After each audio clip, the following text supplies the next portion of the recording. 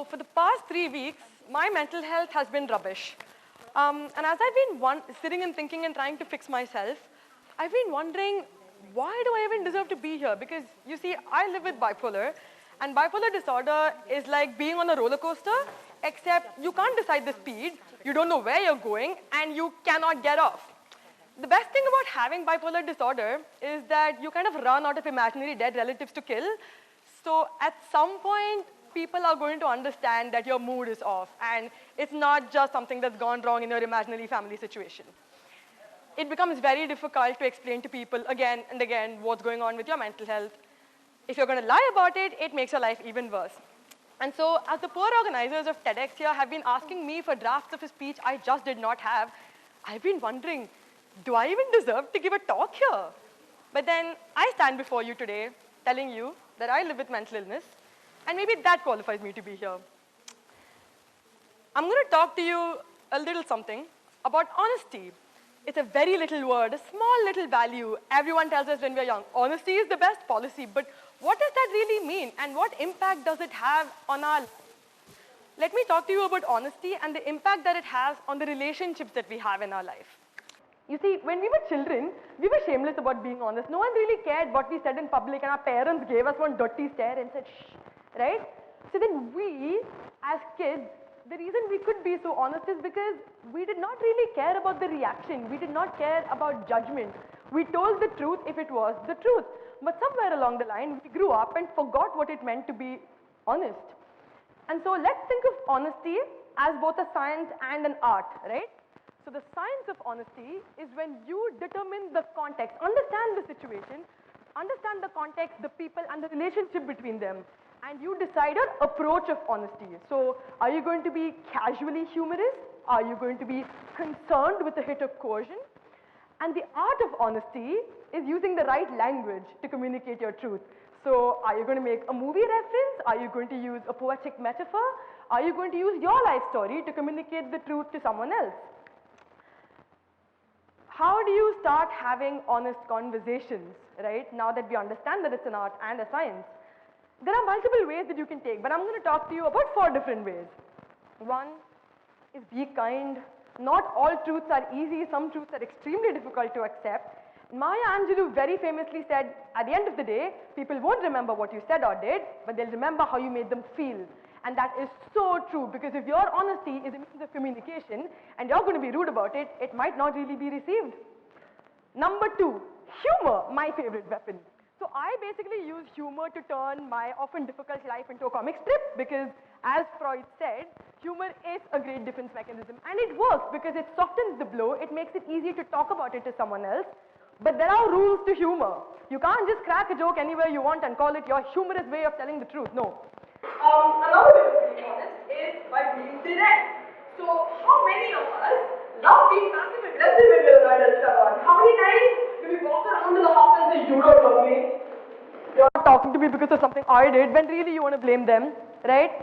Being direct is not just in your questions, it's not just in what you say, it's also in the way you ask things.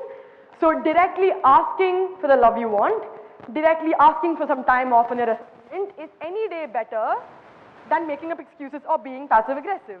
You know, there is something called the crisis text line in the US. It is a hotline, it's an emergency hotline where people who are experiencing suicidal thoughts or going through extreme life difficulties text. And there was an analysis of 75,000 of these texts. And what did it show us? It showed us that individuals who are going through a really difficult time preferred being talked to directly. They did not want you going around and saying, are you maybe having thoughts about doing something to yourself? No. People genuinely preferred it if they were asked with kindness, hey, are you feeling suicidal?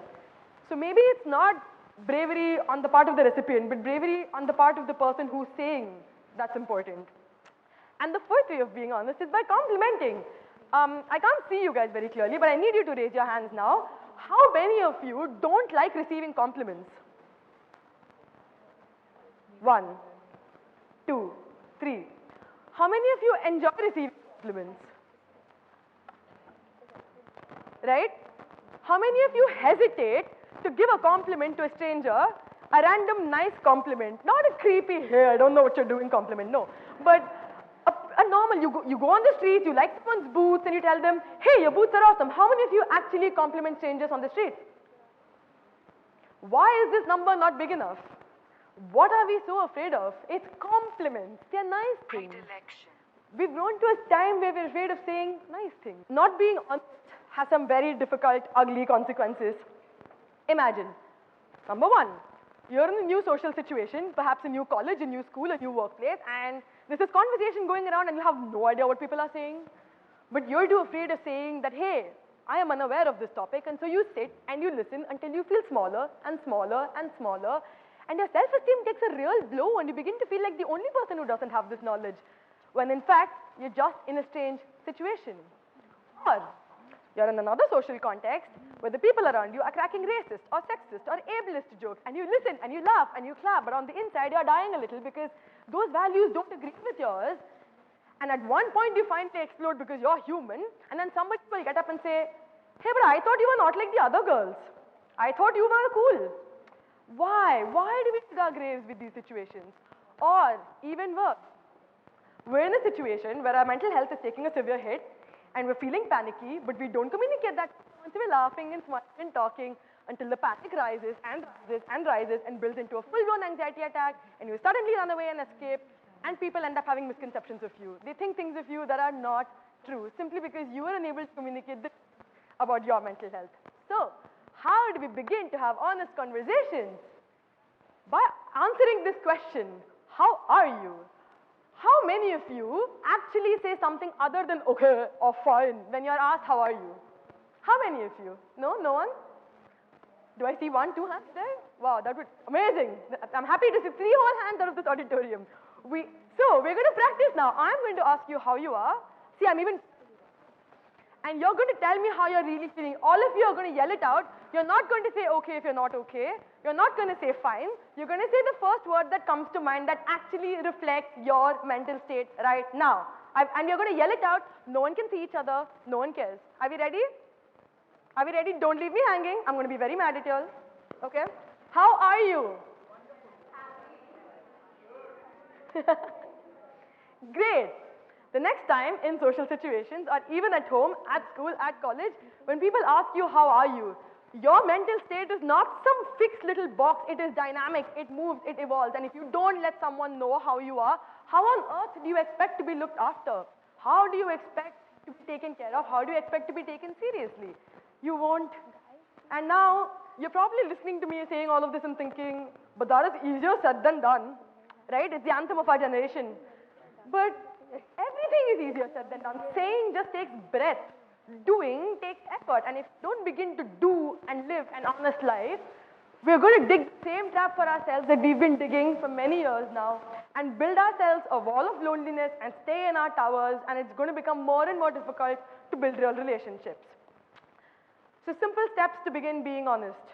Answering honestly when you're being asked a question. Complimenting random people on the road.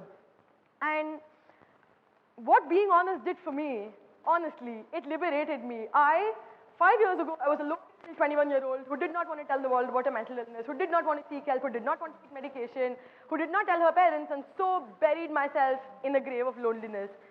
I didn't start telling people, and my life didn't magically get easy. It took me 5 years to convince my parents.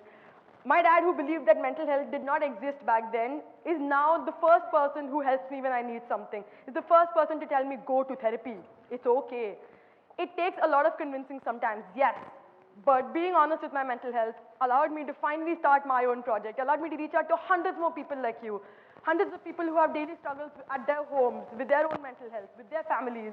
It allowed me to go to the US and to the UK and to participate in, and not for travel, not for fun travel, to participate in forums where I learned even more about mental health and illness and what our generation is experiencing. I made real friends, and I could weed out all the other people in my life who were genuinely not contributing. Being honest will honestly set you free. And I'm going to conclude by saying this. English is a beautiful language, right? It's a gorgeous language, but there are a few words that I really despise. Chill, relax, calm down.